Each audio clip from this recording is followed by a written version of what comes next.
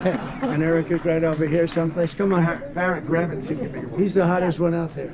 I gave him... It's very nice to see you. Barron Trump's defamation lawsuit against Congresswoman Jasmine Crockett made headlines quickly. Barron, at just 19 years old, had remained out of the public eye for years. But suddenly, he was at the center of a legal battle, not over politics, but against one of the loudest voices in Congress. Very tall son named Barron. Has anyone ever heard of him? The lawsuit stemmed from a televised panel where Crockett accused Barron of quietly using his family name to influence politics. This wasn't just any lawsuit. It was filed during a turbulent time for both the Trump family and Crockett. While Donald Trump was in the midst of a chaotic campaign, Crockett had just returned from an intense oversight hearing.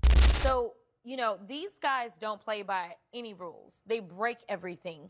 The timing couldn't have been worse or better depending on your point of view. Immediately, media outlets erupted with coverage of the case and social media buzz with opinions. Supporters of the Trump family saw it as justice, while Crockett's supporters accused the lawsuit of being an intimidation tactic, but Crockett didn't flinch. Understand that this election should be about them. We spend so much time focusing on the name, right? But the reality is that the only way we get anything done is if there is a strong team in place, and I can tell you that I have the best team. Crockett's legal team, led by Marcia Tillman, quickly understood that this wasn't just about reputation. It was a calculated move to drain her. Lawsuits like this often come with more than just courtroom drama. They come with intense media pressure and the potential to destroy careers. Well, that's true. But they weren't actors. They're not going to be doing that. They weren't actors. Well, no, it's true. Do you think they were actors? They weren't actors. They didn't come from Hollywood. As soon as the lawsuit was filed, conservative media revived old footage of Crockett, trying to paint her as reckless and obsessed. But Crockett wasn't backing down. She remained confident, calling out the Trump family's influence. President Trump himself on another network criticized you and called you a low IQ individual. What was your reaction to that, and what do you say to that? He's such a loser. 2 days after the lawsuit was filed, something significant happened. A former communications aide with ties to both the Trump and Biden administrations reached out to Crockett's team. He had something important to say. He didn't just have rumors or tips. He had internal documents that could shatter the case.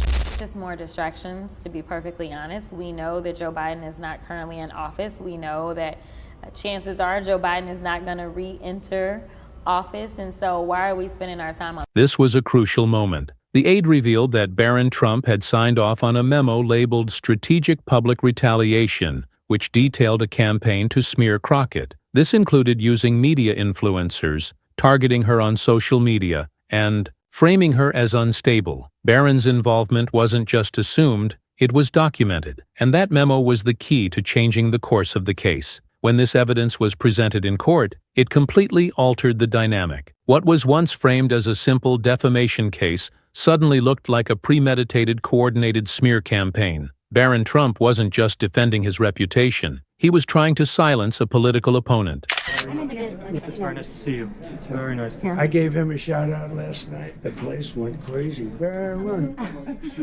He was It's home. very nice to meet you. You too, buddy. This revelation turned the courtroom drama into a public spectacle, and soon the news broke. The story shifted from a legal dispute to a full-blown political crisis. In the courtroom, the Trump legal team appeared caught off guard. Barron had been involved in approving the smear campaign, and the public quickly latched on to this detail. Media outlets ran with the story, calling it a calculated attack by a powerful family against a sitting congresswoman. Crockett's legal team pressed forward, showing that the lawsuit wasn't just a baseless attack on her character. It was part of a larger effort to discredit and punish her for speaking out.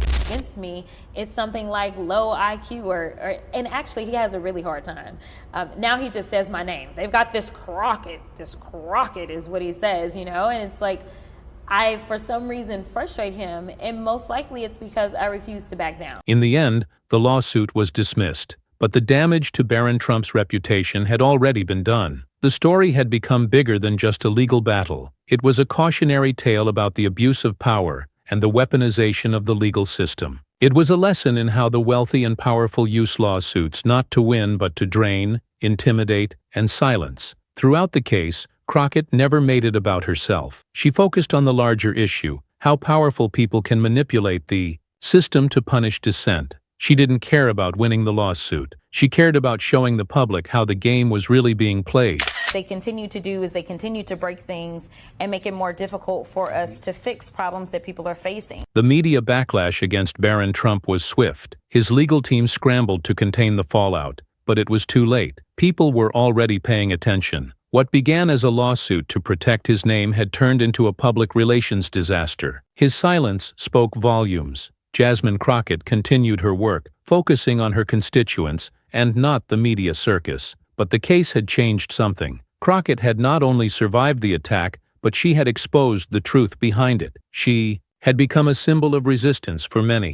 This administration is criminalizing legislative oversight, and the Republicans on this committee are helping them to do so. A woman who stood her ground against a powerful family and didn't back down. The trial wasn't over, but by the time the case was dismissed, it had already become a lesson in the power of truth. It had become a warning for anyone who thought they could use the legal system as a tool for revenge. What do you think? Let us know in the comments. If you enjoyed this video, make sure to hit the subscribe button. The next one will be even more conversational.